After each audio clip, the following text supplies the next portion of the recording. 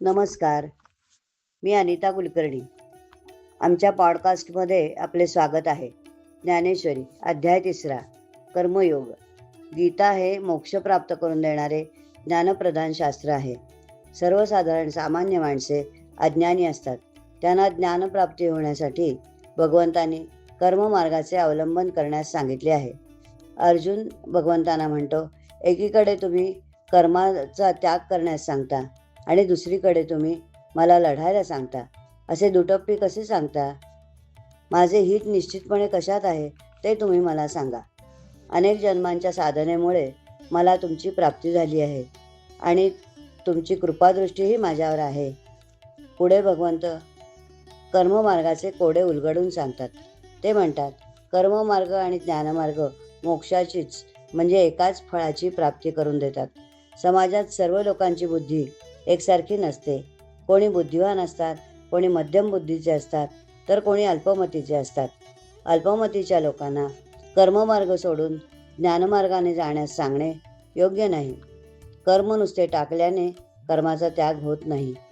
आसक्ती असलेल्या व्यक्तीने कर्म टाकले तरी तो कर्माचा त्याग करू शकत नाही, कारण त्याच्या अंतःकरणात इच्छा आकांक्षा असतातच. जो निष्काम कर्मयोगी आहे तो शांत व स्थिर बुद्धीने राहतो. त्याची सर्व कर्मेंद्रिये संतुलित असतात. त्यामुळे त्याने केलेली कर्मे व्यवस्थित होतात. ज्याप्रमाणे सूर्याचे प्रतिबिंब पाण्यात पडले तरी ते पाण्यापासून अलिप्तच असते, त्याप्रमाणे अनासक्त मनुष्य कर्मे करीत असला तरी तो कर्मापासून अलिप्तच असतो.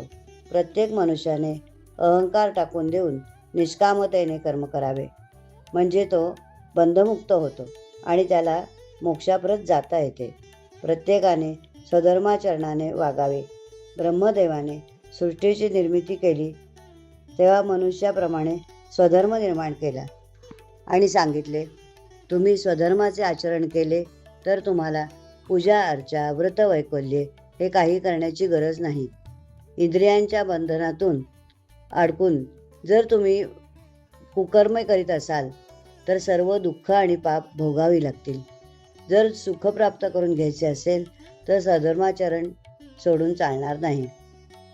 ज्ञानदेवांनी स्वधर्माचरणामध्ये अतिथी सत्कार, ब्राह्मण भोजन, गुरुभक्ती, देवपूजा यांचे अवलोकन केले आहे. यांच्या माध्यमातून स्वधर्माचरण करून जेवढे सन्मार्गाने मिळवलेल्या भगवंतांना अर्पण करून राहिलेले आपण सेवन करावे. प्रत्येकाने मनुष्य जन्माला येऊन स्वधर्माचरण करावे, म्हणजे आपला जन्म वाया गेला असे होत नाही. मनुष्याला जे शरीर प्राप्त झाले आहे ते पूर्वजन्मीच्या कर्माचे फळ भोगण्यासाठीच झाले आहे. आत्मज्ञानी पुरुष कर्माच्या बंधनातून सुटलेला असतो, परंतु जोपर्यंत मनुष्य मोक्षाप्रत जात नाही तोपर्यंत त्याला कर्म हे करावेच लागते. तसेच अज्ञानी माणसानं कर्माचे आचरण कसे करावे यासाठी सुद्धा आत्मज्ञानी व थोर पुरुषांना कर्माचरण करावे लागते. सारे कर्मे मनुष्याच्या स्वभावानुसार इंद्रियांमार्फत केली जातात. ब्रह्मनिष्ठ आत्मज्ञानी मनुष्य या कर्मबंधनात अडकत नाहीत. श्रीकृष्ण अर्जुनास सांगतात, तू क्षत्रिय आहेस, तुला लढण्याशिवाय पर्यायच नाही. मी सांगितल्याप्रमाणे युद्ध केलेस तर तू कर्मबंधनात अडकणार नाहीस, पण तुझ्या स्वभावानुसार कर्म केलेस तर तुझा आत्मनाश होईल.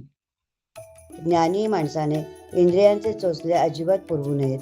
थोड्या वेळापुरते इंद्रियांचे चोच पुरवले तर ते गोड वाटतील, परंतु शेवटी देह नाशवंत आहे. तो पडल्यावर देहाची राख शिल्लक राहील. म्हणून विषयांची आठवणही ठेवू नये आणि स्वधर्माचरण करण्यास कधीही विसरू नये. 4 वर्ण आणि 4 आश्रम आहेत. प्रत्येकाने आपल्या वाट्याला आलेली कर्मे करावी. आपल्या धर्मातील कर्मे कष्टदायक आहेत आणि दुसऱ्या धर्माचे सोपे आहे, म्हणून आपल्या धर्माचे कर्म सोडून दुसऱ्या धर्माचे कर्म करू नये. आपल्या धर्माचे कर्म करीत असता मरण आले तरी चालेल, परंतु स्वधर्माला कधीही सोडू नये. पुढे भगवंत म्हणतात, जे जाणते पुरुष आहेत त्यांचे काम क्रोध या शत्रूंपुढे काहीच चालत नाही. या शत्रूंना घालवण्यासाठी इंद्रियांचे दमन हाच एक उपाय आहे.